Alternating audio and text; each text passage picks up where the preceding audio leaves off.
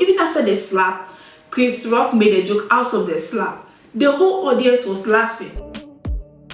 The first thing you notice is your edges begin to go, then your hairline completely starts receding. That's when you know you have traction alopecia. I'm going to be mentioning some of the solutions that can help you come back from it, restore your edges. Hello guys, welcome back to my channel. It's me Sunny, and today we are going to be discussing another gist. So if you're in this world, I'm sure you've heard about the Will Smith and the Jada Smith saga. And I know for some reason there might be one or two people who might not know what is going on. I'm going to explain what actually happened in this video. And I'm also going to be discussing hair loss. The main reason why all this happened was because Chris Rock made fun of Jada Smith's bald hair. It has something to do with natural hair in a sense. That's actually the main reason why I'm doing this video, because I want to also use this opportunity to educate you guys on how hair loss comes about and how you can prevent it, and also some treatment solutions that will help if you're already having hair loss. So without further much ado, let's just get right into the video. So in 2018, Jada Smith, that is Will Smith's wife, started losing a lot of hair because of a hair loss condition called alopecia areata. In short, we call it alopecia.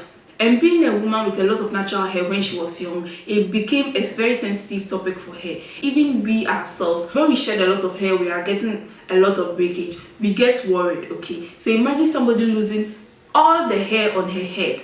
Definitely it's going to be a very sensitive topic for her. So Will Smith and Jada Smith went for the Oscars. It's an award-giving show. Chris Rock, a legendary comedian, made a joke about Jada Smith's bald hair. So basically what he said was, there's a movie called G.I. Jane, and the main character of the movie is a beautiful bald woman. Bald sounds a bit harsh, so I'm saying a beautiful bald woman. Chris Rock was saying that Jada Smith would have been a perfect replacement in that movie because the main character in that movie is bald, Jada Smith is bald. So why not Jada Smith act that same role? Okay, it was just a light-hearted joke. It was just a joke. According to the videos, Will Smith found the joke funny, okay?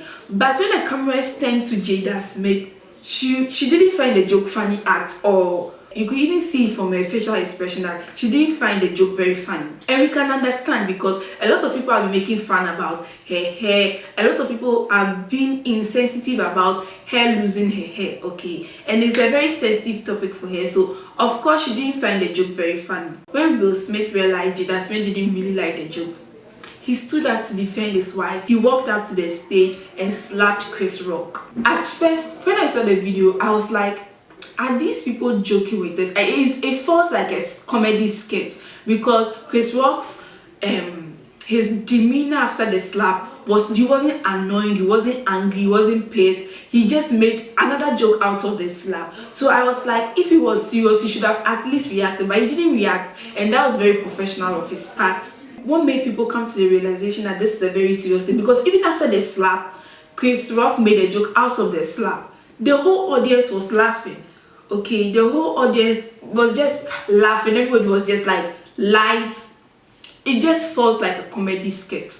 But when Will Smith came back into his chair and said, keep my wife's name out of your effing mouth, when he said that numerous times, it was obvious that he wasn't joking. Okay, he actually really slapped Chris Rock over a G.I. Jane joke. The G.I. Jane is the title of the movie the bald woman was starring in. So yeah, that's basically the gist about Jada Smith and Will Smith, what happened and the Oscars, the slap and all that. Now I want to use this opportunity to bring more light on hair loss. In this video, I'm going to be discussing three common causes of hair loss. And the most common one we find in the natural hair community is the traction alopecia. When you wear very tight hairstyles, or you wear hairstyles that send all your hair to the back, with time your hairline begins to recede. Constant pulling and tension in your hair strands due to tight hairstyles can lead to hair loss. And it doesn't happen at once, it happens over a period of time. So the first thing you notice is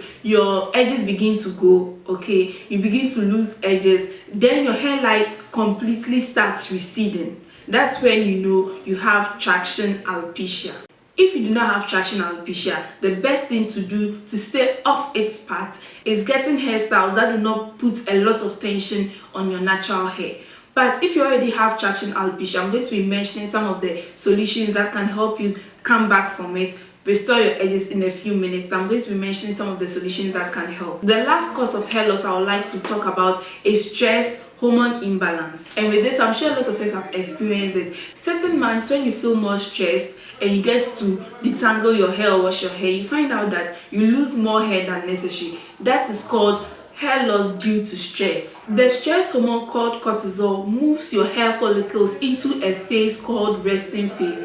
That is, you do not produce any new hair follicles, and the ones already on your head, after a slight touch, tagging, washing, brushing, combing, after doing those things for some time, it begins to fall off because it's not strengthened enough due to the stress hormone we call cortisol. Stress-induced hair loss is temporary, but the sooner you address it, the more likely it is to prevent irreversible damage. Remember, I said stress and hormone imbalance. For the hormone imbalance part, we have a hormone called DHT, dihydrotestosterone. Stress can cause the increase of this hormone. The increase of this hormone causes your hair follicles to shrink, and it shortens the life cycle of your hair follicle. Shortening the life cycle means your hair falls out easily, making it thin and brittle over time. Once your hair falls out, it takes longer for your hair to regrow due to DHT hormone. And of course, we are going to be discussing some of the remedies that can help reduce DHT hormones back to normal, so you do not experience any hair loss due to hormonal imbalance. Then is the alopecia areata, the one that happened to Jada Smith, the one that we just spoke about. It's a condition where your own body's immune system attacks your hair follicles, causing them to shrink and fall out eventually. Normally, you see patches on different sides of your hair where there's no hair, and the patch is a bit smooth, very smooth patches with no hair. Usually, after the hair falls out, it grows back, but it falls out again. Doctors do not really know the main cause of alopecia areata, but it has been researched to be hereditary. That is, inherit genes from either your mother or your father. So if somebody in your family has alopecia areata, there's a high possibility you might also get it since it's hereditary. As I said earlier, your hair begins to fall out in big clumps, and there is bald patches all over different spots of your head. With time, the patches become bigger. There's no cure for alopecia areata, but there are other treatment options I'm going to be mentioning in this video that will help significantly reduce the amount of hair loss you experience if you have this condition. We are going straight to the treatment options. For the traction alopecia, the one that makes you lose your edges and gives you a receding hairline, the best way to go is not having tight hairstyles on your hair. Make sure that any hairstyle you do, even if it's a hairdresser that's making the style for you, let the hairdresser know that you do not want the hairstyle to be very tight. Okay, the health of your hair is not worth the look you get from a very tight hairstyle.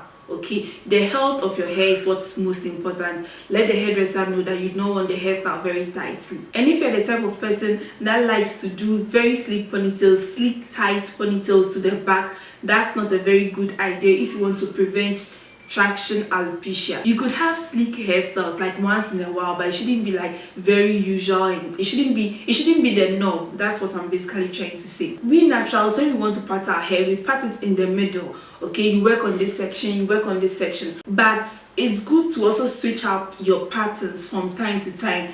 You can part it from ear to ear. It always doesn't have to be from this place to the back.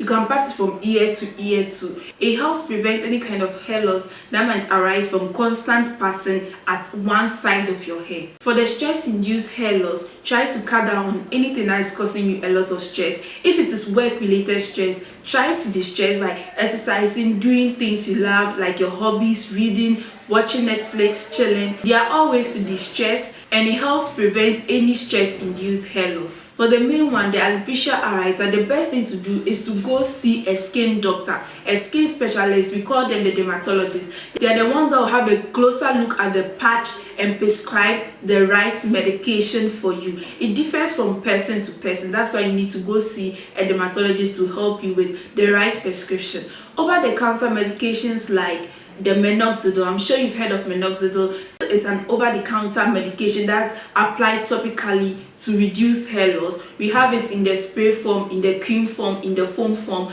and we also have minoxidil formulated for men only, minoxidil formulated for women only. So as I said earlier, it will be best to go to the doctor for the doctor to prescribe the right kind for you. And for the hormone imbalance, I was talking about the DHT, the dihydrotestosterone. It's a hormone that I spoke of earlier. It causes hair loss. We have DHT blockers that can help reduce the amount of DHT produced in your body.